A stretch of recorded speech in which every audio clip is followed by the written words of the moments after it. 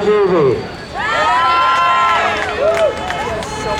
My name is Hess, and I'm the Director of Operations for DFW NORML. I'm not going to stand here today and tell you why marijuana should be legal, because I believe we all have reasons why. Today, I want to talk with you about why I'm an activist, and hopefully inspire others to become activists as well. Back in July of '98, I lost my brother to suicide, and it really tore me apart. My parents, not knowing how to deal with a child as depressed as I was, put me on medication that over the years caused serious and life-threatening health problems. At the age of 27, I finally said enough was enough and turned back to marijuana, which I effectively used to treat my depression and PTSD along with many other ailments. However, my life changed. My life changed when my 5-year-old son, Bruce, and most of you know as Bruce Villa, suffered a fall from our second-story window. He was rushed to the hospital by ambulance, where doctors luckily found that he had no broken bones or internal injuries. However, they found a large mass growing on the right side of his brain.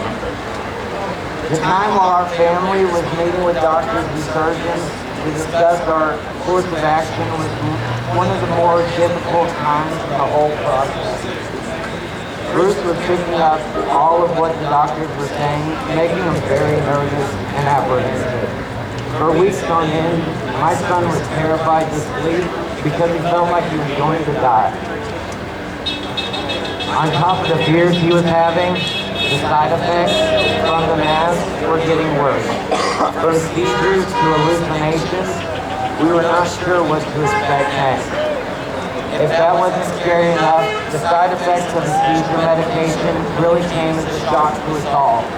He became easily agitated and angry, very moody and uncomfortable. Socially, which was never like him, Bruce was always a very outgoing and happy child.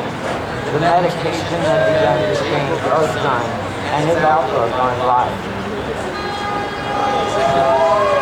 We wanted to provide our son with the safest possible option for treatment, but as we all know, marijuana is still illegal in Texas, and with no money to move it to a legal state, and for the fear of losing my child, we had no other choice but to try pharmaceuticals to treat the seizures this mass was causing, which ended up only making the problem worse. We tried everything we could, but was given no other option other than an experimental surgery that even the surgeon wasn't sure would work.